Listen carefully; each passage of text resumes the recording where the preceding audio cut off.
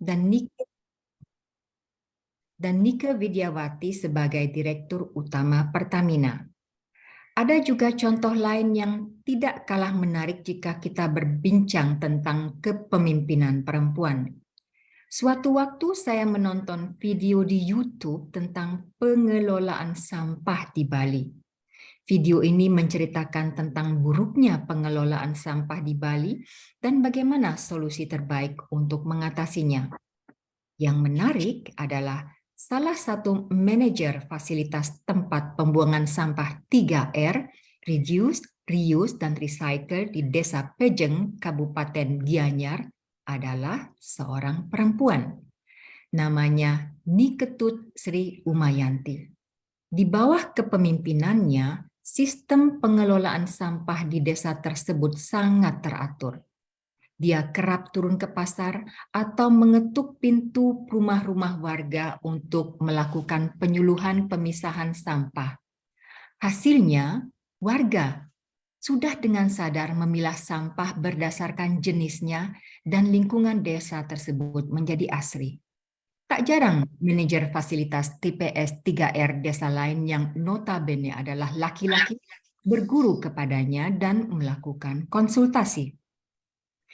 Itulah sebagian kecil contoh kepemimpinan perempuan yang sedang tumbuh subur di Indonesia. Meskipun demikian, emansipasi perempuan di Indonesia masih belum bisa dikatakan ideal. Masih banyak celah yang perlu diperbaiki. Saya kira upaya-upaya untuk terus menumbuhkan rasa percaya diri dalam diri seorang wanita atau seorang perempuan harus terus digalakkan. Saya berharap buku yang akan diterbitkan, Warna-Warni Kepemimpinan Perempuan, dapat menjadi ilham bagi perempuan-perempuan Indonesia untuk terus berkarya dan meningkatkan nilai diri. Raga pasti menua, ide yang tidak ditulis akan terlupa.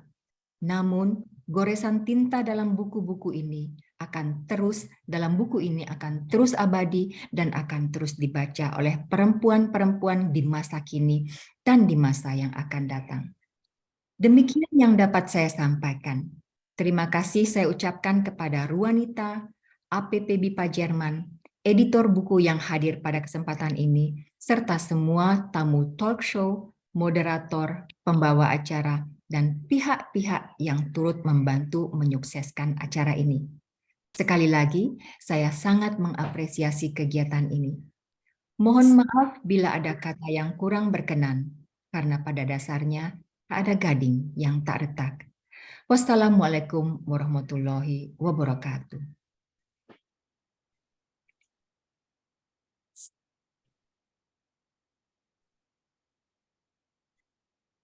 Baik, terima kasih yang sebesar-besarnya atas sambutan yang diberikan oleh Bapak Profesor Dr. Adi Marwan melalui Ibu Andi dari FGP BIPA Jerman. Dukungan dan bimbingan yang diberikan sangat berarti bagi kami dan akan menjadi motivasi untuk terus melangkah maju dalam mengembangkan literasi kami. Sebelum kita beralih ke tahap selanjutnya, saya ingin memberikan apresiasi dan terima kasih sebesar-besarnya kepada seluruh panitia, wanita, kemudian Rumah Budaya Berlin, serta kepada para pembicara yang sebentar lagi akan hadir di panggung ini. Di antaranya adalah Nurfatin Mutia, perwakilan penulis naskah, kemudian Bapak Trianto Triwikromo, editor, yang alhamdulillah hari ini juga bisa membersamai kita.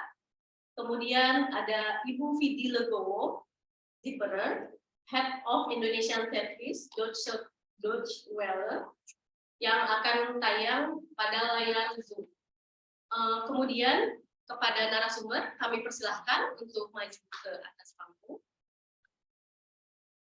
Sebelumnya, kemudian tak lupa kami berterima kasih kepada 13 penulis yang berbakat yang telah melahirkan karya luar biasa ini. Hadirin yang terkasih, dunia baru menanti untuk dieksplorasi. Kita akan bertemu dengan karakter yang menawan, bersama-sama kita menjelajahi dunia yang mempesona, dunia warna-warni kepemimpinan perempuan. Kepada rekan saya, Mbak Alina Diana, selaku moderator acara bincang-bincang, saya persilakan.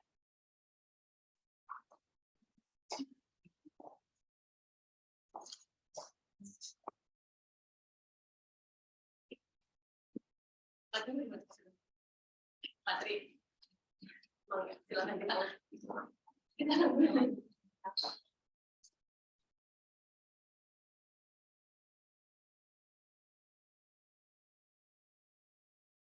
Selamat sore dari Delhi, para hadirin yang ada di sini dan juga yang sudah bergabung melalui Zoom. Selamat datang di acara Soft Launching Buku Warna-Warni Kepemimpinan Perempuan. Bapak Ibu semua, apa kabar? Terima kasih. Terima kasih sudah hadir di acara ini. Saya Dina dari Wanita akan memandu acara bincang-bincang mengenai buku kepemimpinan perempuan yang merupakan hasil dari workshop warga menulis di bulan Februari yang lalu, persembahan Wanita yang bekerja sama dengan APB Jerman dan juga KBRI Berlin.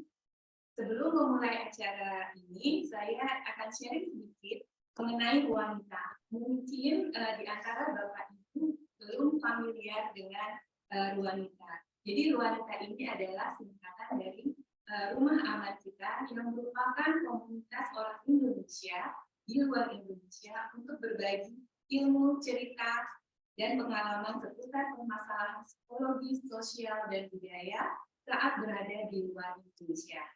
Dan Wanita ini ditujukan sebagai ruang kolektif bagi orang Indonesia di mana saja dengan menempatkan resource sharing sehingga menjadi social support system di mancanegara. Dan tentunya Wanita juga sangat concern dengan isu-isu perempuan dan telah berhasil menerbitkan dua buku dengan yang ini terkait hal-hal tersebut. Buku pertama bertemakan Kawin Campur dengan judul Cinta Tanpa Batas, Kisah Cinta Lintas Benua, yang berisikan suka duka perempuan-perempuan yang menjalani kawin campur. Dan tahun ini berhasil dengan buku kedua dengan tema Kepemimpinan Perempuan yang ditulis oleh 13 orang penulis yang tinggal di berbagai negara yang akan kita bahas dalam buku ini. Dan sekarang bersama kita sudah hadir 3 orang narasumber. Yang pertama mungkin yang paling mudah akan saya perkenalkan yang juga adalah penulis naskah dari buku Warna-Warni Kepemimpinan Perempuan, yaitu Fahmi Mutia. Fahmi adalah seorang mahasiswa program magister di Universitas Humboldt dan sekarang sedang pada semester terakhir ya. Betul ya? Oke. Terus yang kedua adalah editor dari buku Warna-Warni Kepemimpinan Perempuan, yaitu Pak Trianto Triwikromo yang merupakan, ya tadi sudah saya sebut, editor dari buku Warna-Warni Kepemimpinan Perempuan. Selain itu, Bapak Trianto juga adalah seorang jurnalis dan sastrawan. Benar ya, Pak? Oke.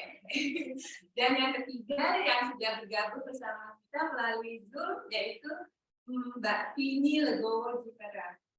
Mbak Tini ini adalah seorang jurnalis yang juga adalah Head of Indonesian Service di Deutsche Welle. Jadi kita sambut 3 narasumber kita yang sudah bergabung baik di acara offline dan online. Mbak Tini, terima kasih sudah bergabung bersama kita. Sekarang kalau kita bicara soal kepemimpinan perempuan, kita tentunya tidak asing dengan kepemimpinan perempuan, karena di masa sekarang ini perempuan sudah banyak menduduki posisi strategis baik di pemerintahan maupun di masyarakat sipil secara umum. Nah, saya ingin bertanya dengan narasumber kita yang paling muda dari generasi Z. Gen Z, yaitu Nur Fahmi Mutia. Terima kasih Kak atas kesempatannya untuk Wanita dan para narasumber lainnya dan tulis naskah yang ada di sini juga. Ya, saya mau bertanya sama kalian. Fahmi, dari tulisan Fahmi di buku Warna-Warni Kepemimpinan Perempuan ada tak? perempuan yang berdaya, juga belum diedit. ya Perempuan berdaya, perempuannya berdaya bang. bangsanya perkasa. Iya karena saya mau konfirmasi Ya, dulu apa betul. iya, betul. Mungkin setelah diedit jadi lebih halus supaya lebih mudah diurut. Oh iya karena oke. Sekarang saya mau tanya tantangannya apa sih dalam proses menuju tentang kepemimpinan perempuan ini? Secara garis besar jadi tantangan. Iya, jujur pertama kali ikut workshop karena saya salah satu anggota atau koordinator wanita sebagai tim podcast. Boleh promosi juga di sini ya. Ya, saya punya podcast Rupita itu kita bersama Nadia Dilati kita bercerita tentang kegiatan kita sehari-hari sebagai pelajar mahasiswa di Jerman. Sudah kurang lebih selama 10 tahun di sini, mulai dari kita 18 tahun hingga sekarang. Lalu ya tentang buku yang saya tulis dan tantangannya, saya sama sekali nggak ada ekspektasi bahwa bahwa naskah yang saya tulis akan dibukukan. Jadi sebenarnya tantangannya nggak ada. Apa yang saya tulis merupakan masalah atau tema perbincangan yang selalu saya bahas dengan teman-teman di sekeliling saya tentang concern kita sebagai perempuan. Di umur kita yang sekarang ini, saya mau menginjak 30 tahun, saya ingin mulai berumah tangga dan dalam waktu dekat mungkin ingin memiliki keturunan, tetapi saya belum memiliki pengalaman dalam pekerjaan yang profesional yang sesuai apa yang sudah saya pelajari gitu, sesuai dengan jurusan yang saya kuliah gitu. Karena teman-teman saya yang masih berada di sini, yang tetap melanjutkan kehidupan di sini, maupun yang sudah kembali ke Indonesia setelah memiliki anak atau setelah menikah, mereka kesulitan setelah resign, mereka kesulitan untuk kembali ke tempat kerja atau mencari pekerjaan baru karena mereka selalu bilang banyak perusahaan yang tidak menerima mereka lagi karena concern terhadap anak, karena sudah punya anak, sudah menikah atau akan ada rencana menikah ke depannya, berarti dinilai pendapat saya dan teman-teman di lingkungan saya dinilai kita tuh tidak fleksibel atau kita tuh tidak sepenuhnya fokus dengan pekerjaan, atau dinilai kinerja kita mungkin tidak akan semaksimal dibandingkan mungkin kaum pria atau lainnya gitu, atau perempuan yang masih single mungkin gitu. Jadi tantangannya sebenarnya nggak ada ya, itu tantangannya nggak ada, jadi ya. Dan kepada pengalaman Betul, dan concern kita juga teman-teman yang udah punya anak di Indonesia, aduh mau kerja tapi anak masih kecil di bawah umur 5 tahun, lalu daycare di Indonesia itu kebanyakan masih belum ditangani oleh orang-orang profesional seperti di Jerman, ya kan. Di Jerman di sini guru-guru daycare atau kindergartennya sudah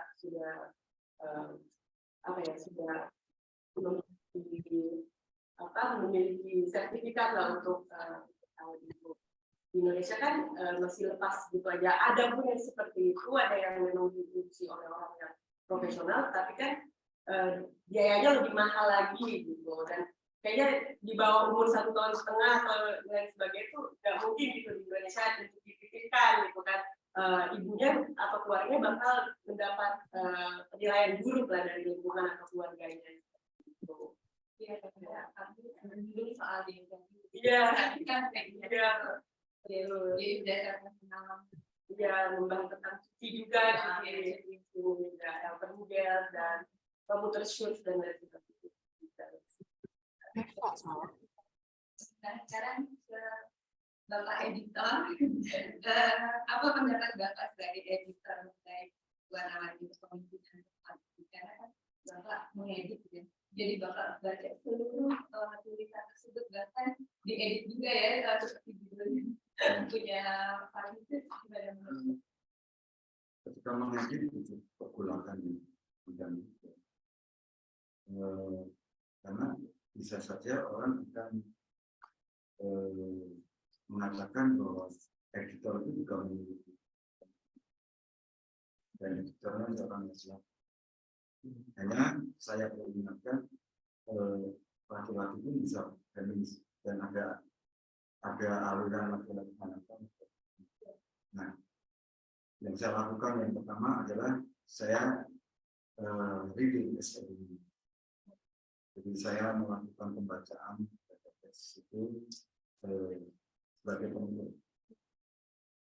Apakah bisa? Sangat bisa.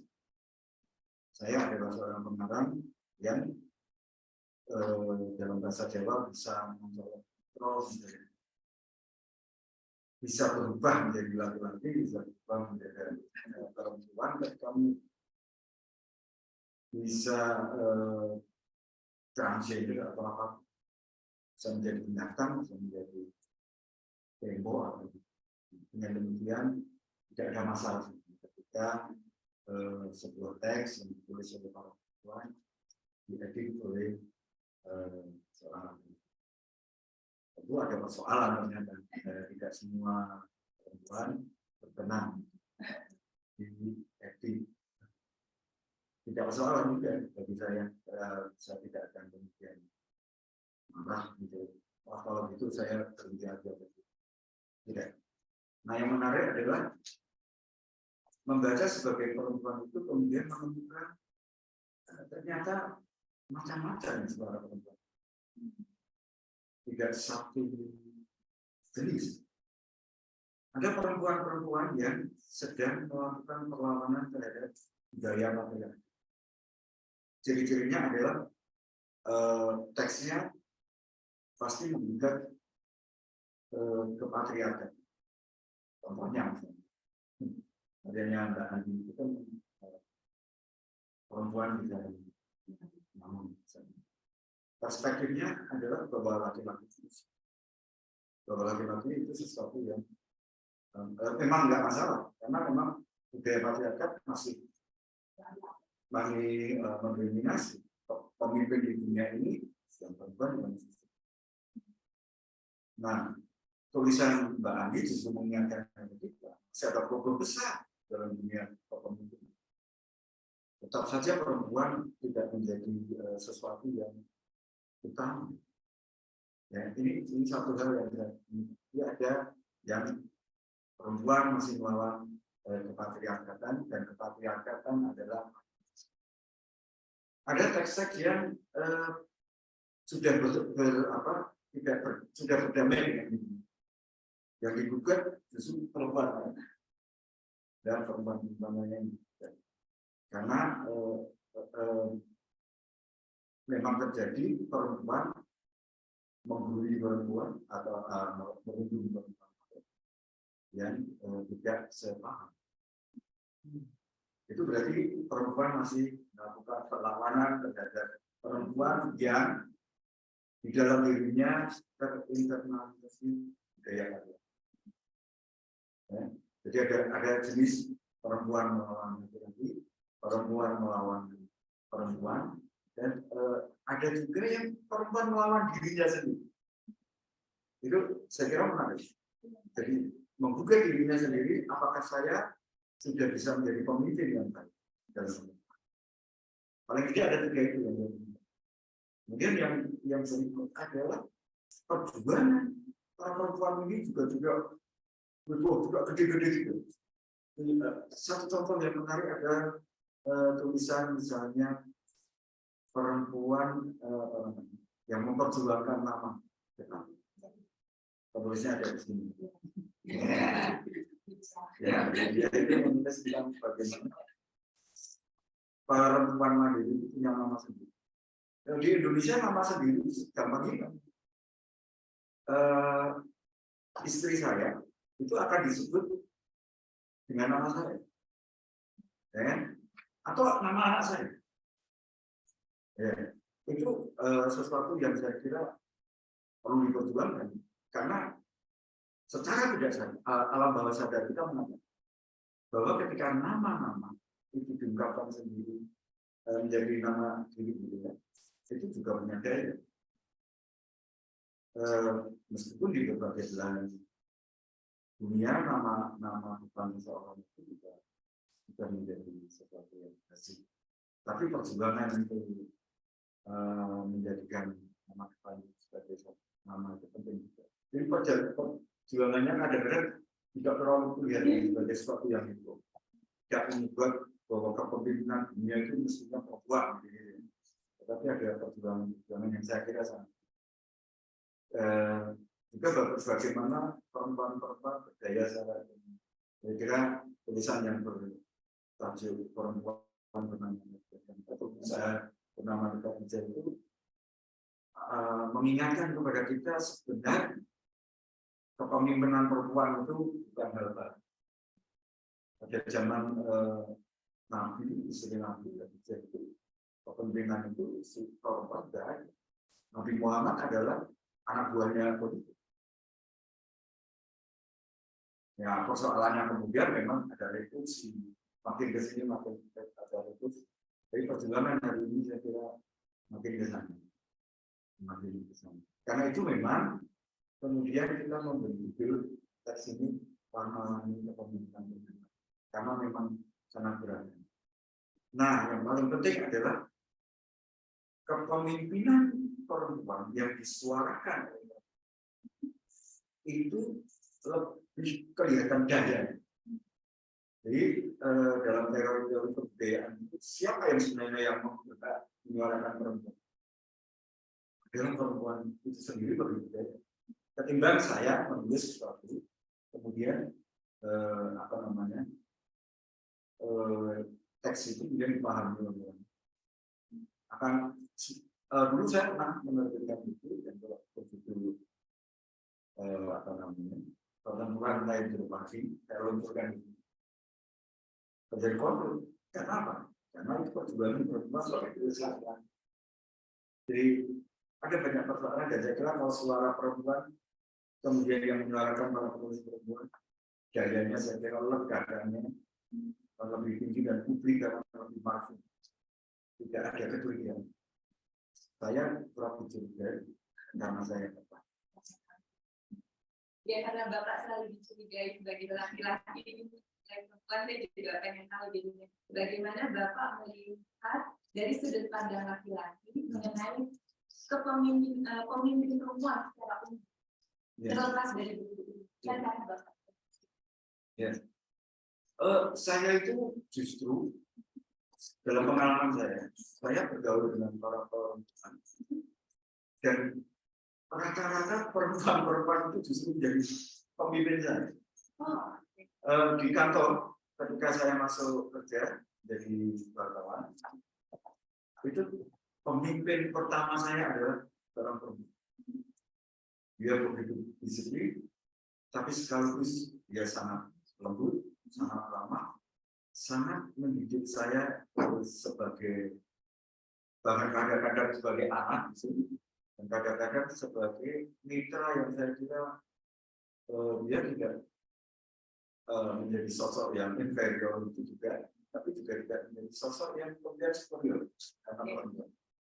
Jadi saya malah kehidupan saya itu rata-rata dipimpin oleh perempuan dan saya tidak merasa menjadi inferior, tapi sebaliknya orang-orang yang memimpin saya itu juga bukan sosok-sosok yang kemudian gigil atau takut terhadap anak-anak dua yang lagi-lagi.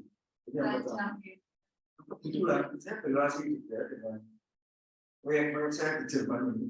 Rata-rata saya juga bekerja dengan perempuan. Salah satunya dengan ibu. Ibu adalah orang yang kalau saya melakukan apapun di RTI, saya berrelasi dengan ibu. Jadi pada waktu pameran ini, saya punya proyek di Internal Psikologi University, sebuah lembaga kesejahteraan di Berlin, yang mengelola adalah Ina, seorang perempuan juga. Saya punya penerjemah di sini, namanya Gudrun Ingrid. Itu adalah seorang perempuan juga. Jadi, itu oke, no problem bagi saya. Laki-laki dan perempuan tidak masalah. Tapi tidak Saya tidak tahu. Saya tidak tahu. Padahal Bapak biasa kan bekerja sama dengan perempuan. Ya karena saya kira kita harus tahu cengkraman budaya patriarkat itu memang begitu kuat.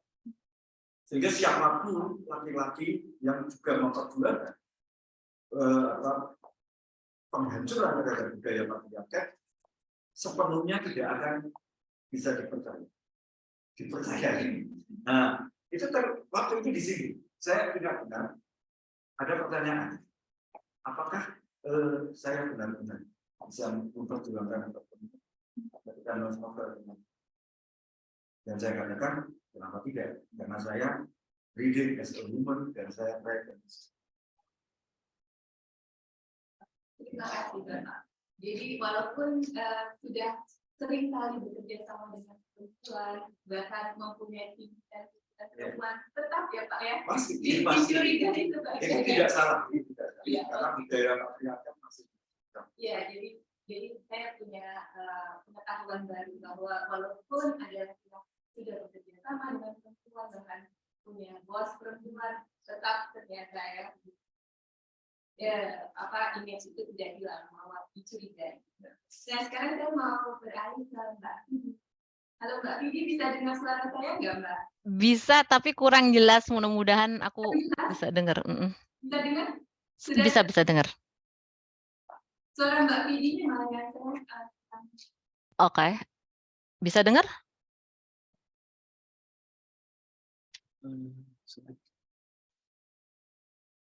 Gak kedengeran ya? Nah, udah. Sekarang udah. Kedengeran? Sekarang udah kedengeran. Oke. Mungkin volumenya belum diperbesar. Oke. Mbak Vivi udah dengar suaranya? Recording in progress. Ya, dengar. Mbak Vivi kan pekerjaannya sebagai jurnalis ya di 3 negara yang berbeda. Itu betul ya Mbak ya? Betul. Dan saya mau tanya itu 3 negara berbeda itu negara mana saja Mbak? Terus kemudian apakah ada perbedaan mentalitas di antara perempuan di 3 negara tersebut? Mentalitas dalam arti yang positif ya Mbak ya? Bagaimana perbedaannya dan apakah ada pengalaman menarik yang Mbak Vivi bisa bagikan di sini? Karena kalau menurut Pak Tri, mentalitas perempuan itu terhadap kira-kira itu ada 3 dalam memperjuangkan kepemimpinannya itu ada 3 yang menganggap patriarki itu sebagai musuh, kemudian berantem juga sama perempuan yang lain, terus kemudian ada juga yang sudah berdamai dengan dirinya sendiri, tapi juga ada yang masih mempertanyakan gitu, seperti tadi yang Pak Tri sebutkan. Aku setuju 100% sama Patri dengan 3 hal itu, benar banget.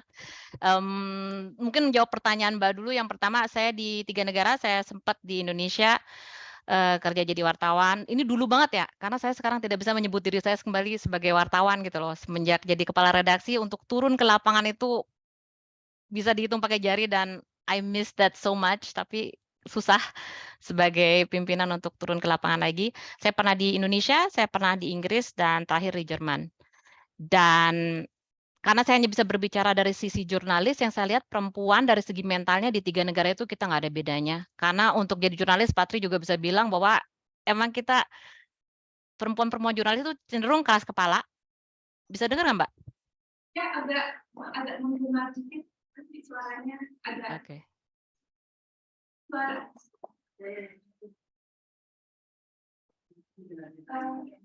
Bisa dicoba lagi? Lebih jelas?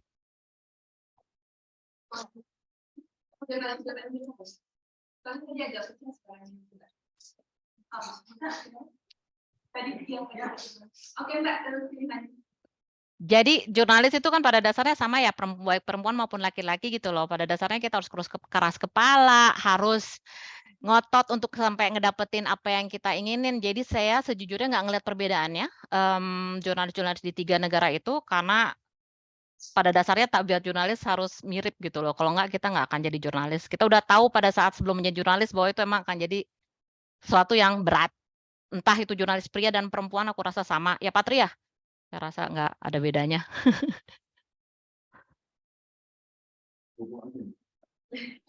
Ada pengalaman yang menarik nggak, Pak, sebagai jurnalis perempuan? Kebetulan saya waktu di Indonesia, saya jurnalis olahraga. Waktu di Inggris, saya juga sempat sebulan distasionin di olahraga. Yang saya rasain, saya lebih dianggap berharga waktu di Indonesia, liputan olahraga sepak bola, itu semua orang lebih gampang untuk ngomong sama saya, karena saya perempuan dan aneh kan, di situ posisinya. Sementara di Inggris, itu amat sangat dimonopol oleh laki-laki. Jadi udah saya kecil, pakai mikrofon, terus semua tinggi-tinggi tuh orang Inggris, dan mereka ngeliat nih anak kecil ngapain gitu loh. Jadi mereka nggak ngeliat aku sebagai perempuan, justru ini sebagai ini lain sendiri gitu loh, mungkin dari postur tubuhnya. Jadi aku ngerasa, sempat aku kepikir, kalau aku laki-laki apa aku lebih gampang kali ya nembusnya. Tapi aku pikir, kalau aku laki-laki tapi kecil tetap aja. Jadi Patri mungkin bisa membenarkan juga bahwa di sepak bola di Inggris itu masih male monopol ya. Jadi jurnalis-jurnalis semua sebagian besar masih cowok-cowok yang kuat, dan itu aku baru berasa gitu. Apakah lebih gampang kalau ternyata aku bukan perempuan? Itu aja sih. Tapi yang lain sebenarnya nggak ada yang aneh. Oke, Mbak Vivi, mau nanya lagi, karena kan profesi jurnalis seperti yang Mbak Vivi bilang tadi kan, itu memang tough ya, dan menantang. Saya ingat ada wartawan Kompas, kalau nggak salah, atau wartawan Tempo, ya, dia perempuan dan dia jadi jurnalis di medan perang. Itu kan, apa ya, tough banget itu kan posisinya.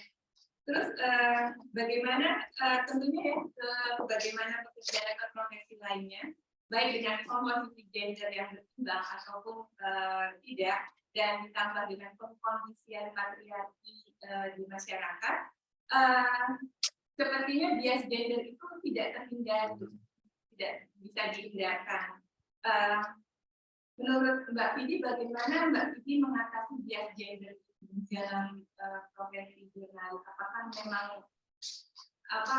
bias gender ini sangat terlihat, atau ya biasa-biasa aja, atau gimana bias gender? Karena kan ya di Indonesia misalnya sistem patriarkinya masih kuat gitu. Saya ngerasa itu di awal ya Mbak ya. Jadi waktu di awal, karena saya udah bilang kalau saya jadi wartawan, saya pengen bergerak di bidang olahraga, karena saya cinta banget olahraga, saya cinta banget bola, dan saya tahu betul bola. Dan yang saya rasakan dari yang dulu nyeleksi saya, kebetulan Hardy Menkoto, dia pahlawan saya sampai sekarang. Tanpa dia, saya nggak akan ada di dunia jurnalisme. Dia ngetes saya gitu, kamu beneran mau gabung di olahraga? Emang kamu tahu olahraga? Jadi tetap aja ada sebelah mata gitu, kamu perempuan, terus udahlah kamu cantik aja gitu, kamu rapi, senyum gitu, kamu jadi presenter aja. Enggak, aku pengen jadi wartawan lapangan, dan aku pengen di dunia bola gitu loh. Dan dia nanya aku semua pertanyaan, aku bisa jawab semua. Jadi mungkin maksudku, kalau kita yakin kita bisa di bidang itu, ada bidang-bidang emang dimonopol oleh wartawan-wartawan pria gitu loh. Tapi kalau kita emang bisa punya kelebihan di bidang situ, kita bisa nembus itu gitu loh. Cuman emang sampai sekarang aku rasanya seperti yang saya cerita, bahkan di Inggris pun tema sepak bola masih tetap dirajai oleh wartawan-wartawan pria. Itu sih. Oh, oke. Jadi masih dominasi laki-laki dalam bidang sport itu masih ya. Tapi walaupun untuk yang di depan kamera ya Mbak, kalau Mbak lihat di TV pun sekarang udah sebagian besar, khususnya saya nggak ngomongin yang di Indonesia ya, karena yang di Indonesia saya masih ngerasa banyak banget yang emang model-model cantik yang tampil di depan TV. Tapi kalau Mbak lihat yang di Inggris atau di Jerman, wartawan-wartawan olahraga yang perempuan yang emang ngerti apa yang mereka omongin itu udah banyak gitu loh.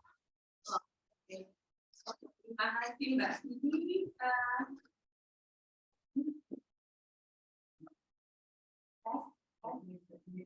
Ini mikrofon dulu ya Mbak Vivi.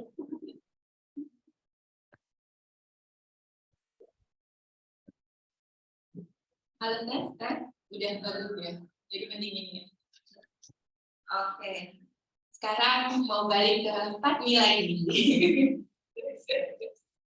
Balik ya Fatmi ya.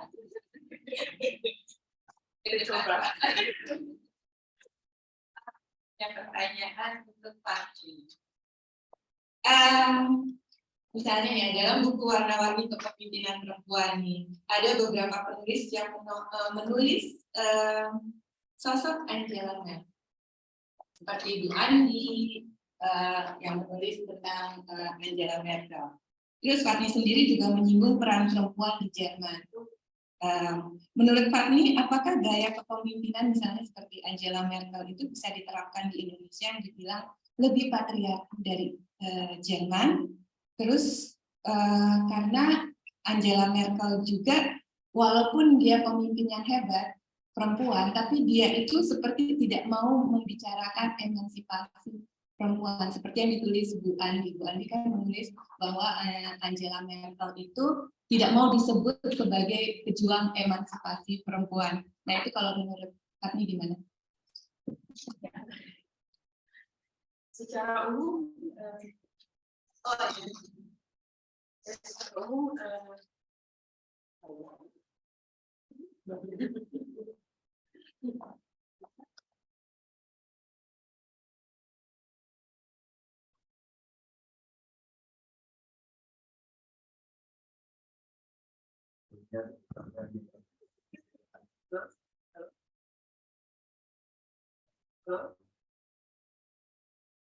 Halo?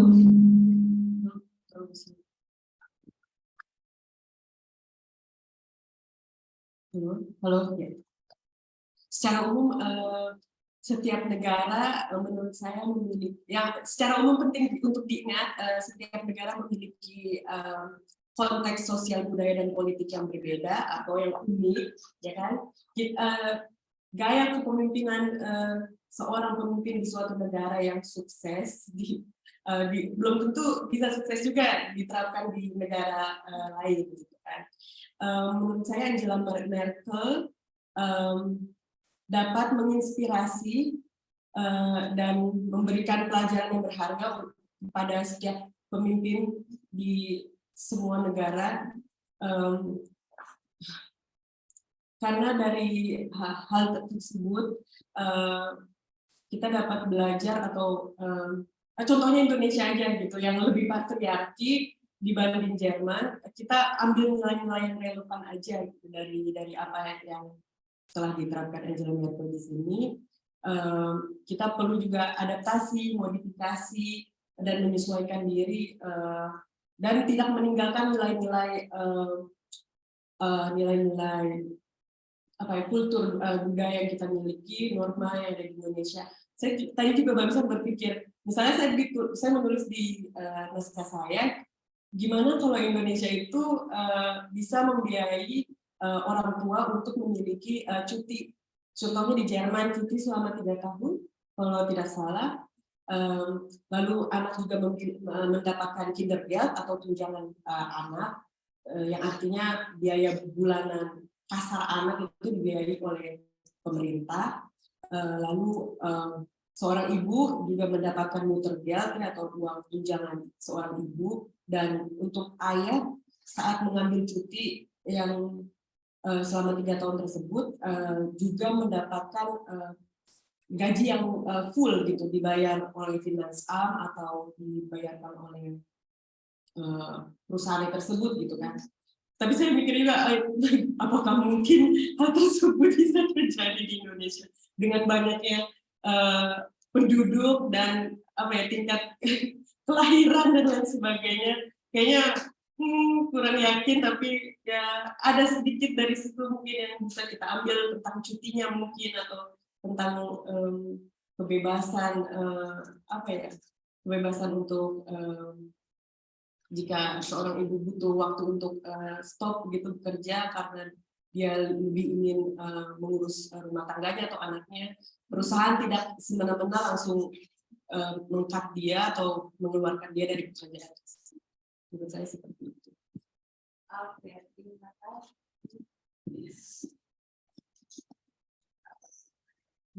Terima kasih Pak. Sekarang sebenarnya dia mau ke Mbak Vicky lagi, karena Mbak Vicky kan Head of Indonesian Service ya Mbak, berarti kan pemimpin ya Mbak ya? Katanya. Sebuah tim, ya kan Mbak? Betul Mbak? Iya betul. Oke. Ini saya mau nanya, berkaitan dengan bias gender.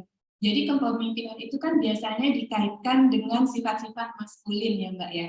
Misalnya seperti perilaku asertif, terus yang lebih melekat kepada pemimpin laki-laki. Menurut Mbak Vidi, apakah ada sifat-sifat feminin yang sama kuatnya dengan sifat-sifat maskulin dalam hal kepemimpinan dalam prakteknya di pekerjaan? Karena salah satu penulis naskah dia menulis, saya lupa Mbak Deborah kalau nggak salah, pemimpin yang inklusif. Jadi ada sifat-sifat feminin juga yang untuk dalam memimpin itu juga ada. Dan seperti Angela Merkel kan ternyata dia dipanggil Muti ya, dan itu kan karena ada sisi-sisi keibuannya. Itu yang ditulis oleh salah satu penulis naskah. Dan juga salah satu penulis naskah itu Mbak Aini, dia juga menulis tentang ibu. Ibu itu juga adalah seorang pemimpin. Pemimpin karena dia mengarahkan, dia memandu anak-anaknya. Itu kan juga sifat-sifat yang ada sifat-sifat feminin juga gitu kan dalam memandu gitu. Jadi menurut Mbak Vidi ini bagaimana pengalaman Mbak Vidi dengan sifat-sifat feminin ini dalam memimpin? Karena banyak juga ada beberapa yang menulis masalah feminin maskulin dalam hal kepemimpinan di buku. Oh ya, Iya. ini bukunya ya. Tadi belum diperlihatkan ini bukunya. Kalau saya tetap berpegang bahwa kan kita nggak semua terakhir untuk tiba-tiba jadi pemimpin ya Mbak ya. Jadi kayak dulu sebelum jadi mimpin redaksi pun saya jadi kepala redaksi baru dari tahun 2017. Jadi 6 tahun yang lalu itu saya udah berjanji sama diri saya apapun yang terjadi karakter saya tetap akan seperti ini, dan ini yang saya bawa gitu loh. Jadi karena saya mulai dari tim dari bawah, saya mulai dari traineeship, pegawai biasa, pegawai tetap, terus akhirnya jadi kepala redaksi. Jadi saya ngalamin semuanya gitu loh. Dan karakter saya sampai sekarang masih sama, saya tetap dekat dengan semuanya, dan saya ibu dari 2 anak, dan sekarang anak saya ada sekitar 30 orang. Jadi saya pakai karakter yang ibu. Karena menurut saya ada beberapa pemimpin perempuan yang saya ngerasa mereka harus acting ya, untuk pura-pura sekarang gue pemimpin, sekarang gue harus tegas, gue harus kayak cowok supaya gue bisa maju. Kan capek ya. Itu kan berarti dia harus pakai baju yang nggak sesuai dengan badan dia terus-menerus selama memimpin, dan saya nggak setuju sekali dengan cara seperti itu. Jadi beberapa orang mungkin bilang kamu terlalu deket Fit sama anak-anak. But that's the way I do it gitu loh. Itu cara aku mimpin teman-teman gitu, dan itu mungkin yang paling penting. Terus tapi ada satu hal juga Mbak tadi yang diomongin sama Mbak Fatni ya. Jadi yang kayak tentang laki-laki, aku tidak pernah menganggap laki-laki sebagai musuh. Karena menurut aku kita harus kerjasama bareng dengan laki-laki. Banyak pemimpin perempuan di Deutsche Welle juga yang merasa kalau kepala redaksi cowok, mendingan kita nggak ngomong sama mereka deh, mendingan kita ngomong networking sesama dengan kepala redaksi perempuan. Tapi kita bisa banyak belajar gitu dari pihak laki-laki. Kayak dulu tuh saya nggak pernah berani nuntut naik gaji. Dan waktu saya ngomong ke bos saya yang saat itu adalah laki-laki, dia bilang, ini kelemahan perempuan. Kalian nggak pernah datang untuk minta naik gaji. Sementara kalau laki-laki itu setiap 2 tahun tuh pasti datang untuk minta naik gaji. Sementara kita enggak gitu loh. Jadi mungkin ada beberapa hal yang emang kita nggak punya ya. Karena kita nalurinya nggak seperti mereka gitu loh. Tapi dengan kita tidak menganggap mereka sebagai musuh, tapi kita menganggap mereka sebagai teman, jadi kita juga bisa saling belajar gitu. Menurut aku penting sih pemimpin perempuan tidak hanya mengandalkan diri sendiri dan mengandalkan networking sesama pemimpin perempuan, tapi juga menganggap pemimpin laki-laki sebagai teman gitu loh. Karena saya belajar banyak sekali dari mereka sejujurnya. Aduh, terima kasih Mbak Vidi. Jadi pesannya kita tidak perlu menganggap laki-laki itu sebagai musuh ya Mbak ya, dianggap sebagai teman. Iya, karena kayak sekali lagi kayak yang tadi masa cuti, jadi masa cuti yang dikasih oleh Jerman bukan 3 tahun ya, tapi 14 bulan. Kita bisa ngambil masa cuti setelah melahirkan selama 14 bulan, asal kita share dengan suami kita. Anak pertama saya tinggal di rumah selama 9 bulan, 5 bulan kemudian suami saya ngambil alih. Terus setelah anak itu lahir, suami saya bilang kalau kita punya 2 anak, aku pengen anak kedua aku yang stay di rumah 9 bulan dan kamu yang 5 bulan. And it was his choice, dan menurut aku juga tanpa adanya dia, saya nggak akan pernah ada di tempat saya sekarang. Karena saya sekarang banyak ke Indonesia 2 minggu, saya harus pergi kemana-mana, begitu juga dengan suami saya. Jadi kenapa kita saling membutuhkan? Suami saya juga di posisi yang tinggi di perusahaannya. Jadi kita saling membutuhkan perempuan dan laki-laki. Nggak bisa saling lawan. Oke, terima kasih Mbak Vidi. Sama-sama. Penjelasan dari Mbak Vidi ya. Kita buka pertanyaan. Ada pertanyaan dari para hadirin di sini atau yang online? Ada? Kalau tidak ada, saya mau ke Kak Tri. Saya mau nanya soal dari bahasa Kak. Karena gaya bahasa laki-laki sama perempuan mungkin beda ya. Karena salah satu penulis naskah juga ada yang menulis soal gaya bahasa ya. Dia bilang kalau gaya bahasa perempuan yang lebih mungkin menonjolkan sisi kelembutan. Jadi kalau menurut Bapak mengenai gaya bahasa yang dipergunakan dalam penulisan, sebagai editor, jurnalis, dan sastrawan, apakah ada perbedaan gaya bahasa yang dipergunakan antara laki-laki dan perempuan di masing-masing profesi tersebut, Pak? Ya. Yang menarik justru ketika saya membaca dan mencoba memasuki seluruh teks, gaya bahasanya hampir sama juga dengan gaya bahasa yang ketika itu ditulis oleh laki-laki. Artinya tidak ada perbedaan bahwa semua menulis dengan perebutan, tidak. Apakah semua juga menggunakan naluri keibuan yang menulis, juga tidak. Perlawanan mereka terhadap sistem patriarkat, cara mereka menyuarakan itu dengan gaya bahasa, dengan metafora yang juga tidak berbeda dengan ketika laki-laki menulis. Dan itu sama sebenarnya dengan teks-teks yang ditulis oleh, saya bandingkan dengan teks yang ditulis oleh para perempuan pengarang di Indonesia. Gaya bahasa Jenar Maisa Ayu, kemudian Ayu Utami, kemudian Dinda Kristanti, itu juga sama dengan bahasa-bahasa yang digunakan para laki-laki. Saya makin merasa bahwa dalam konteks berbahasa tidak ada jenis kelamin. Justru muncul kesamaan, justru egaliter itu tidak kemudian ada satu konsep yang menunjukkan bahwa tulisan ini semua lembut, tulisan ini semua mendekati sesuatu itu dengan keibuan. Tidak juga. Jadi kalau Anda baca dan dengan menyimak dengan benar-benar gaya bahasa Bu Andi. Bu Andi itu cukup keras ketika menyatakan bahwa perempuan itu berada di sarang perempuan. Dan itu tidak menggunakan gaya bahasa yang maras, kalau harus dicermati sangat laki-laki. Nah, jadi apakah kata-kata perang ada? Apakah kata-kata yang membuat seseorang melakukan perburuan, kekerasan dan lain-lain dalam bahasa? Ada. Jadi teks-teks ini masih belum bisa sebenarnya mengabsenkan diri dari bahasa dalam tanda kutip patriarki. Mengapa? Karena kita juga hidup dalam bahasa yang patriarkis. Bahasa dalam buku ini justru patriarkis juga.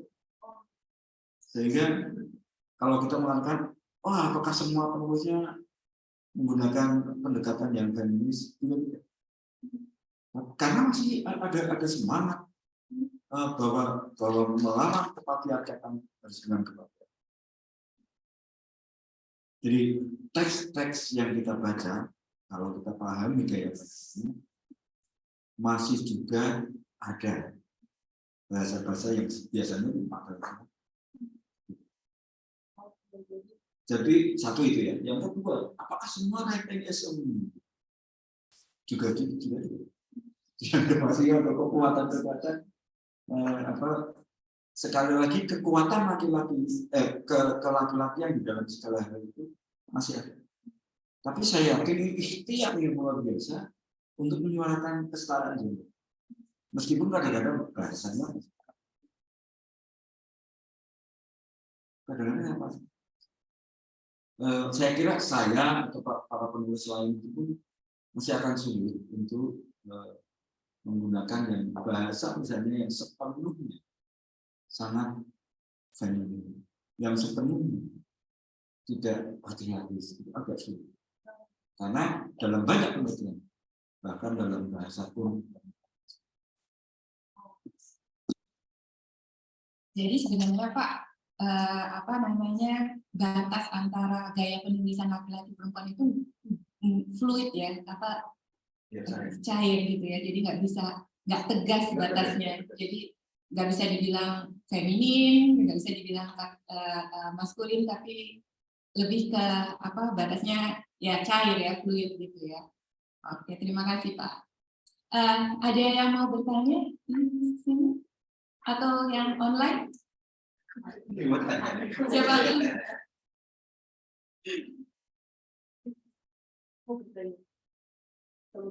Ya boleh, silakan. Dalam penulisan dengan judul saya yang pertama itu, menurut Bapak, apakah judul saya itu perempuannya budaya, bangsanya perkasa? Saya lupa juga. Iya, saya berbeda, saya juga baru. Bisa jadi apa? Iya, oke. Karena tadi saya juga kaget ini yang beda dengan ini judulnya. Karena saya kan mengambil mengacu kepada naskah yang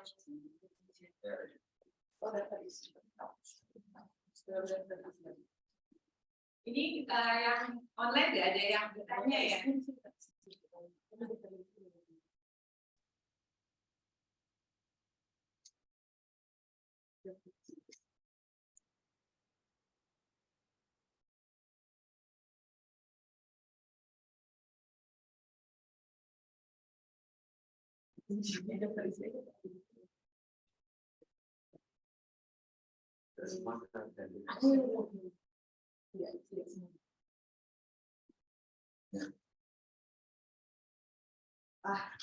Ya, judul apa? Perempuan suarakan kesetaraan gender. Ya. Terus judulnya ini. Perempuan yang berdaya, perkasa bangsanya. Sebenarnya pada waktu Bibah itu lebih karena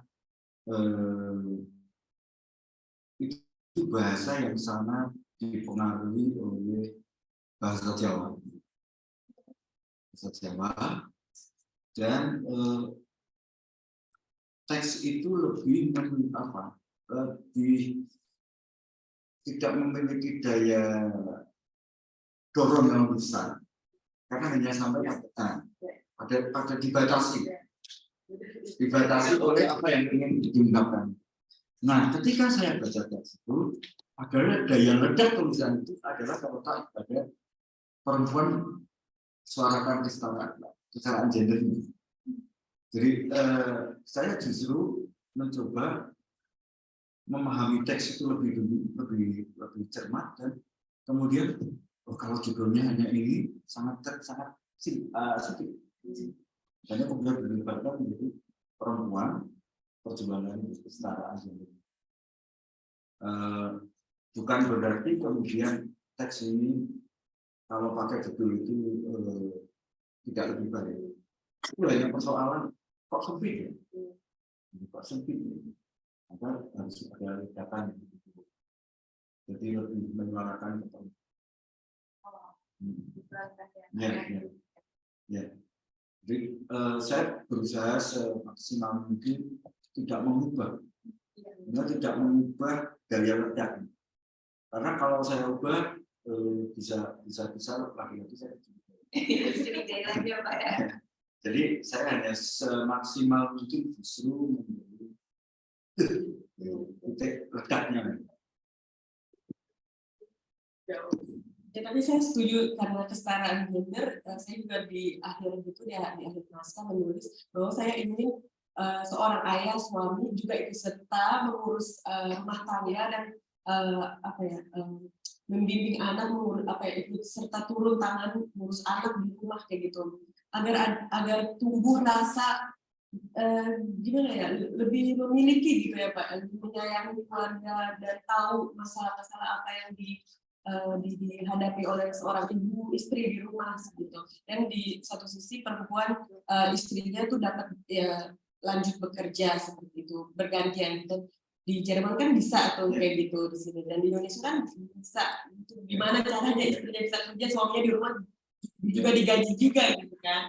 Dan ya itu. Karena selama ini saya pun merasa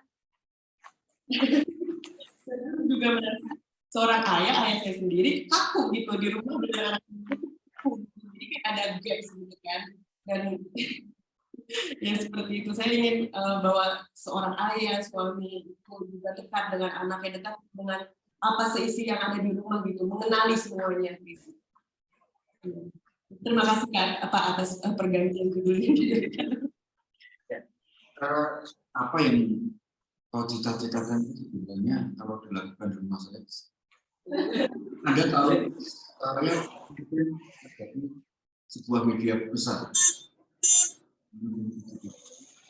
Saya menyapu langit. Saya lakukan. Itu saya lakukan. Bukan saya takut dengan perempuan. Tapi kalau istri saya melakukan yang pada saat itu dia melakukan yang ini, kenapa saya tidak harus makan? Kenapa saya tidak cuci piring? Kenapa saya tidak harus cuci? Padahal kalau di kantor, saya ada yang tertinggi. Entah saya sebetulnya. Bapak pembagian perannya di rumah tuh seimbang ya. Ya, bagus dong Pak. Feminis dari laki-laki, feminis laki-laki Bapak. Ini kita punya waktu tinggal 5 menit. Saya mau tanya ke Mbak Vidi nanti dan juga Bapak, tapi singkat aja. Mbak Vidi, kalau boleh tahu, Mbak Vidi bisa kasih tips-tips nggak yang konkret gitu untuk para perempuan yang bekerja mungkin seperti jurnalis yang banyak laki-lakinya, tips-tipsnya gitu, ada nggak Mbak? Semua yang tadi Patri bilang sih, intinya jangan ragu sama diri sendiri. Perempuan tuh suka banyak bergulat dengan masalah diri sendiri ya. Jadi kayak, aduh kalau nanti begini nanti gimana ya. Jadi mungkin kalau udah tahu apa yang mau dipengenin, langsung aja. Terus seperti yang tadi saya ulang lagi, jangan menganggap laki-laki sebagai musuh dan tetap jadi diri sendiri gitu loh. Karena dengan itu, waktu saya baru mulai di DW, di Redaksi Indonesia, waktu saya mimpin, tim saya semua laki-laki, 5 orang itu tim utamanya, dan 4 orang diantaranya lebih tua daripada saya semua. Jadi double ya masalahnya ya, cowok lebih tua, dan 2 diantaranya pernah jadi bos saya. So it was a tough time. Tapi saya nggak berusaha untuk jadi orang yang berbeda gitu. Jadi saya berusaha tetap jadi diri saya sendiri, tapi saya tahu apa yang pengen saya capai. Dan setelah 6 bulan, hampir setahun, saya bisa merangkul mereka gitu loh. Karena saya bilang apa adanya, Mas udah lebih berpengalaman daripada saya butuh inputnya, saya butuh masukan. Saya nggak pernah dalam ngambil keputusan sendirian, saya selalu merangkul mereka karena mereka memang jauh lebih berpengalaman daripada saya. Dan dengan saya menyatakan, saya nggak nyopot rasa hormat saya terhadap mereka, dan menurut saya juga itu membantu saya, jadi mereka jadi kayak perpanjangan tangan untuk merangkul teman-teman lain yang kemudian masuk ke dalam tim. Gitu sih intinya, jangan merasa karena jadi pemimpin, jadi kita bisa diktator gitu, semuanya sendirian, atau ngerasa jadi pemimpin perempuan, jadi aduh, semua laki-laki jadi musuh kita, gitu sih pada dasarnya. Stay the way you are, kalimatnya sih. Jadi intinya percaya sama diri sendiri ya. Yep, betul. Dan jangan berubah. Berubah ya. Ya. Untuk Bapak, saya pengen tahu novel tentang perempuan yang Bapak suka. Kan ada tuh Gadis Pantai, siapa? Pramudia, terus Pasang Jiwa itu Gandasari itu saya baca novelnya. Jadi kira-kira kalau menurut Bapak novel tentang perempuan itu yang Bapak menurut Bapak apa sih bagus gitu, yang menarik menurut Bapak itu apa? Boleh nggak Pak? Siapa tahu saya belum baca, jadi saya nanti akan baca. Ya, saya akan ambil Mbak Vidi dulu. Jadi perjuangan terberat perempuan saya kira saat ini adalah perjuangan melawan dirinya sendiri. Ragu-raguan ya Pak? Ya, karena dan Mbak Vidi sudah bilang menjadi diri sendiri itu penting, tidak bertopeng itu penting, karena hanya dengan bertopeng itu perjuangan menjadi sendiri. Dan saya kira Mbak Vidi sudah memberikan satu ungkapan yang menarik. ya udah lepas topeng, jadi diri sendiri, dan sebenarnya perjuangannya tidak perlawanan. Sebenarnya menurut saya nggak perlu perlawanan, tapi melakukan semacam penyesuaian bahwa dunia ini memang tidak lahir begitu saja sebagai sebuah dunia yang tidak patriarkis. Dalam soal beragama yang patriarkis, Tuhan itu kok ya dianggap laki-laki, itu kan patriarkis. Semuanya itu patriarkis. Dan itulah yang harus diperjuangkan sebenarnya, melawannya atau katakanlah memisahkan diri menjadi diri. Saya terima kasih. Nah, soal saya, ya tesis saya kebetulan tentang perempuan. Saya ya perempuan yang saya tulis adalah karya yang saya analisis adalah Ayu Tani, Indah Kristanti, sama-sama Indah Kristanti tidak tentang Raffi Kumar Lausan sendiri. Kemudian Cala ini bagus sekali, saya kira novel Amal. Itu meyakinkan saya bahwa perjuangan para penulis perempuan itu sama dengan yang kita lakukan ketika kita menulis. Ternyata mereka ada perempuan laki-laki, perempuan melawan dirinya sendiri. Cala ini adalah sebuah teks yang menarik karena tulisan di situ adalah Maya melawan Maia. Nah, itu kan menunjukkan bahwa dia melawan dirinya itu. Itu makanya ending dari segala hal saya kira perjuangan melawan diri. Terima kasih. Terima kasih Pak Tri atas bincang-bincangnya. Ya, itu menarik semua yang Bapak bilang tentang novel itu. Jadi intinya adalah manusia itu pada dasarnya harus berjuangnya itu melawan diri sendiri. Nah, kita udah sampai di penghujung acara ya. Jadi tadi nggak ada yang bertanya. Jadi saya mau menutup dengan ada psikolog terkenal ya, well spoken. Dia namanya Jordan Peterson.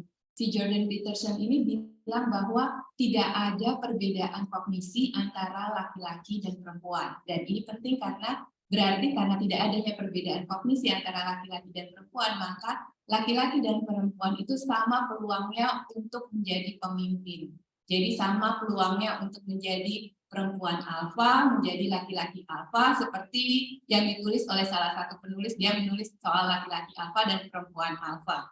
Jadi pada dasarnya ya perempuan dan laki-laki secara kognisi tidak ada bedanya, sama-sama berpeluang untuk menjadi hebat. Itu dari saya, dan saya mau berterima kasih untuk narasumber Fatmi, Pak Tri, dan Mbak Vivi yang ada di luar. Terima kasih banyak atas bincang-bincangnya dan pengetahuan yang telah dibagikan. Nah, ini saya mau memberikan kenang-kenangan dari kami wanita untuk para narasumber.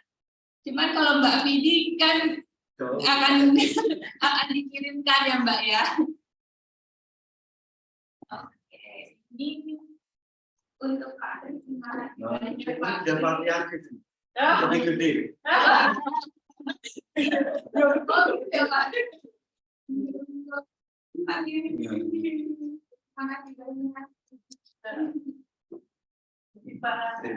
Untuk Mbak Vidi ditunggu aja ya, nanti kami kirimkan. Siap.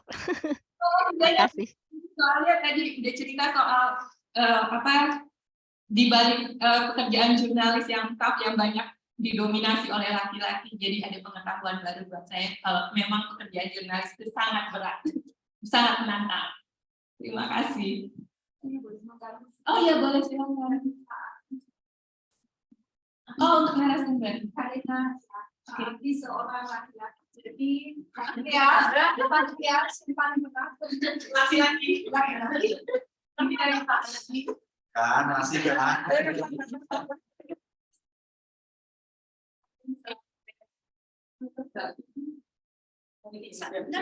Ya, kita saling kontak. Foto dari segalanya foto bersama. Terima kasih.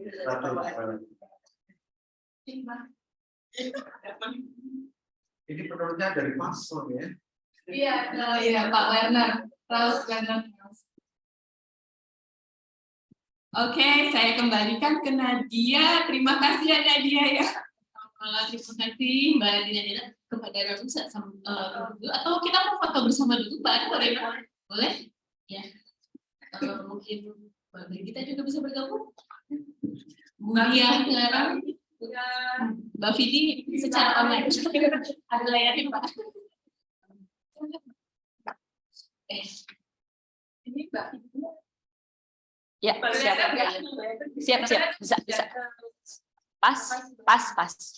1, 2, 3. Sekali lagi 1, 2, 3. Jempol mungkin ya, salam jempol.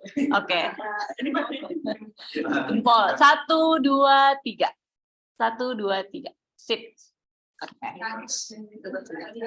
Terima kasih Mbak Dina Diana juga pada narasumber, bisa di sini aja, nggak apa-apa. Kembali dengan saya Nadia Dewantari memandu acara kita selanjutnya ya. Boleh Pak dimakan bukunya Indonesia. Baik, hadirin yang terkasih, selanjutnya kita akan diajak menikmati lantunan puisi karya Ibu Hedi H dari APP BIPA Jerman melalui kanal online Zoom. Waktu dan tempat kami persilakan pada Ibu Hedi. Ya, terima kasih banyak kepada rekan-rekan dari Ruanita atas kesempatannya untuk membacakan puisi saya. Sebenarnya terus terang saja saya itu membuat puisi iseng-iseng aja. Dan setelah saya mendengar isi karya-karya dari rekan-rekan yang lain, saya itu berpikir, aduh, puisi nonsens ini kok mendapat kesempatan juga ya. Jadi saya merasa sangat-sangat bergembira dan merasa terhormat juga boleh membawakan puisi nonsens ini dalam ruangan ini. Baik, saya akan membawakan 2 buah.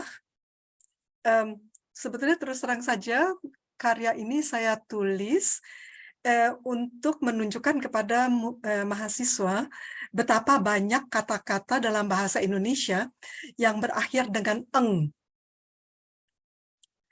Jadi, oke, saya mulai aja ya. Yang pertama namanya tenang Neng. Neng, tenang Neng, tenang. Serang ruang gawang.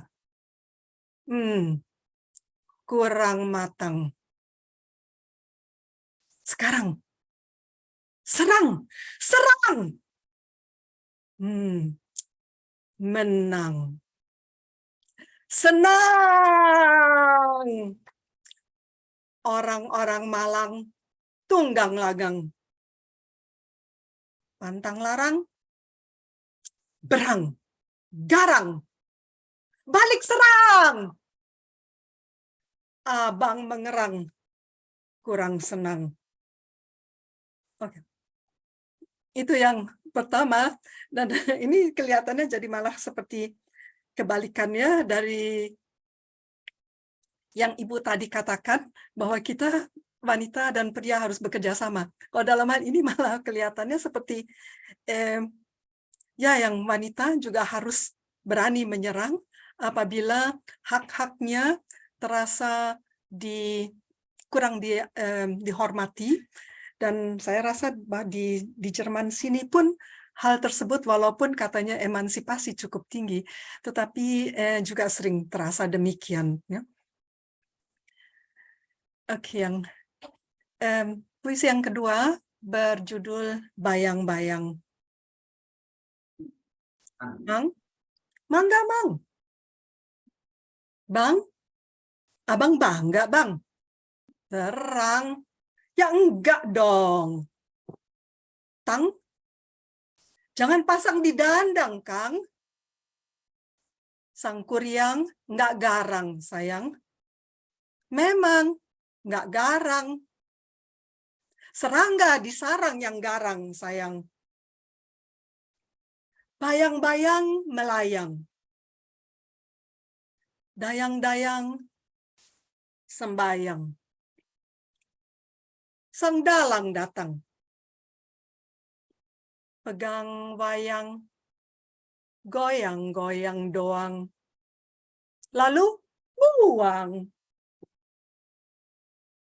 Ya, begitulah karya iseng saya.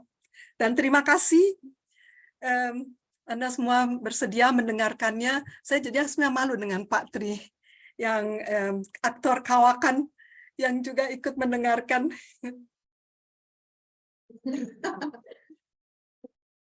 Terima kasih yang sebesar-besarnya kepada Ibu Hedi atas pembacaan puisi Eng-nya yang begitu menyentuh, mengobarkan semangat kita di sore hari ini. Saat ini kami semua jadi merasa senang, terngiang-ngiang begitu kekuatan kata-kata yang telah tertuang dalam bait-bait puisi tersebut. Terima kasih Ibu Hedi, berikan tepuk tangan yang meriah. Terima kasih untuk kesempatan ini. Baik, selanjutnya kami mengundang Bapak Trianto Tribikromo, Ibu Diana Rambut, Ibu Anak Nobel untuk maju ke depan untuk dalam rangka penyerahan simbolik buku warna-warni kepemimpinan perempuan yang diterbitkan oleh Wanita bekerjasama dengan APP BIPA Jerman serta KBRI Berlin. Dalam hal ini, kami juga turut mengundang perwakilan KBRI Berlin pada Ibu Disa dan karena bisa juga turut hadir ke depan.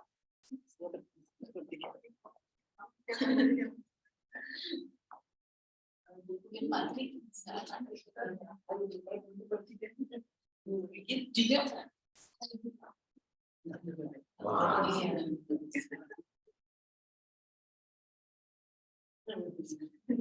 Yang terima siapa?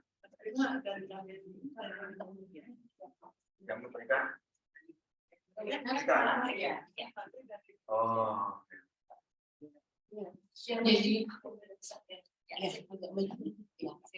Jadi buku ini adalah persembahan Wanita bekerjasama dengan APP BIPA Jerman juga KBRI Berlin. Hari ini simbolik penyerahan dari buku dari APP BIPA Jerman, Wanita dan Pak Tri selaku editor kepada ibu-ibu perwakilan KBRI Berlin.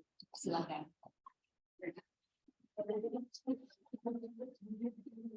Mungkin bisa berfoto sambil memperlihatkan bukunya.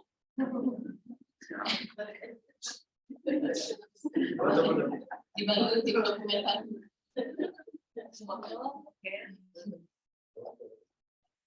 Satu, dua, tiga.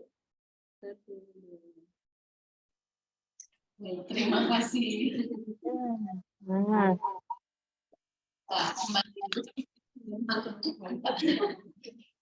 Karena acaranya adalah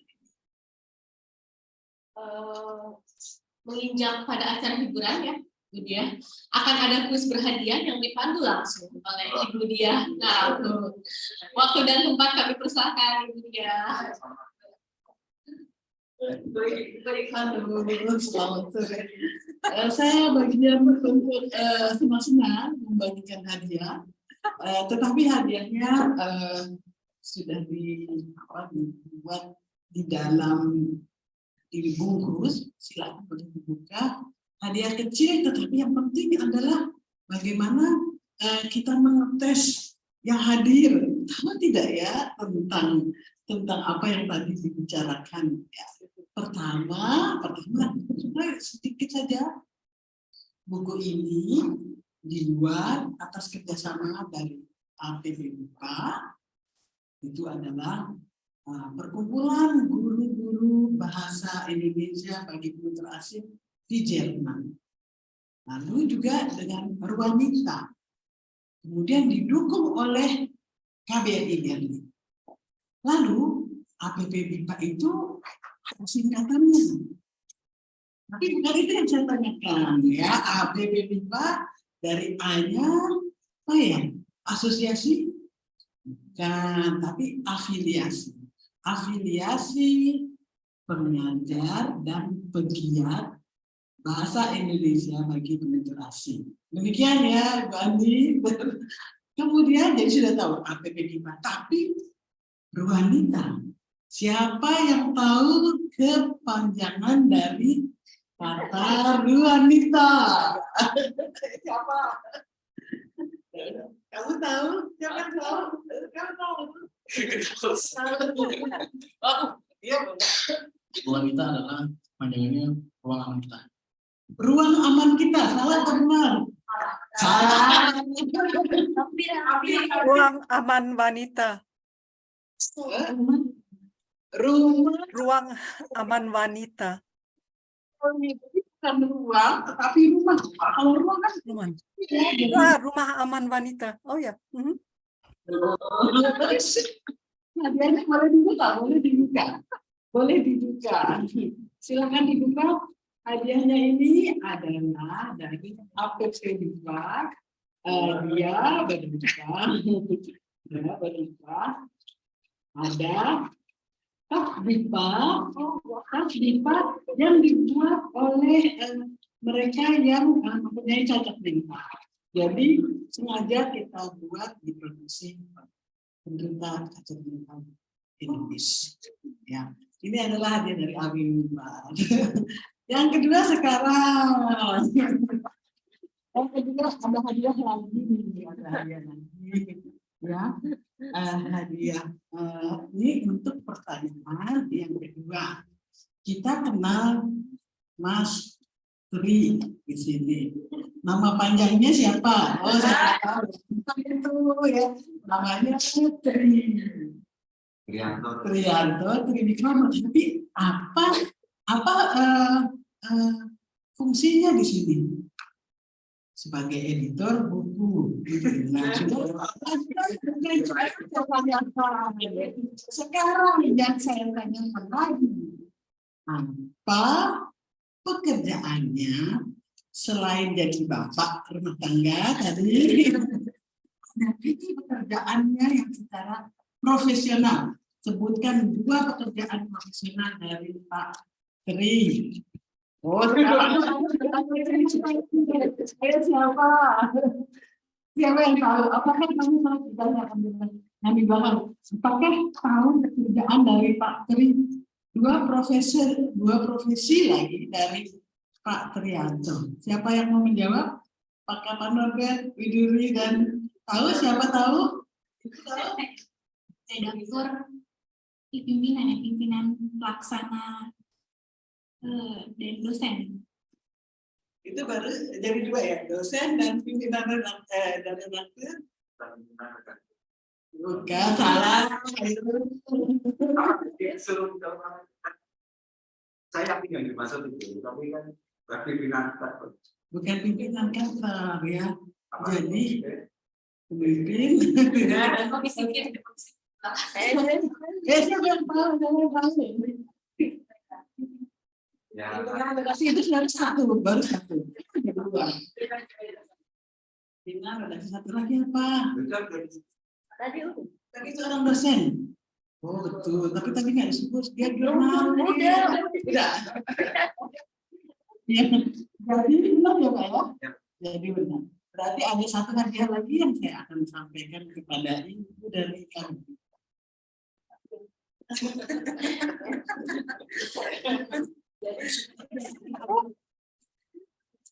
Jadi sekarang kita tahu apa pekerjaannya. Ini ada hadiah sedikit. Boleh dibuka, boleh disimpan. Kalau orang Indonesia tidak dibuka, boleh juga ya. Terima kasih banyak. Demikian. Wah, ini kita randaniran ya.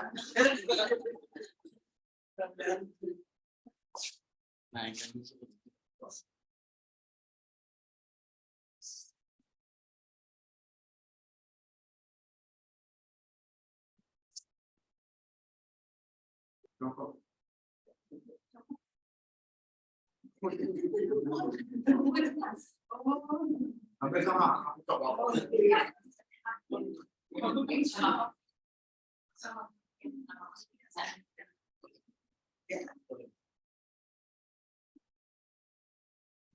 Baik, terima kasih Ibu Diah Narambut.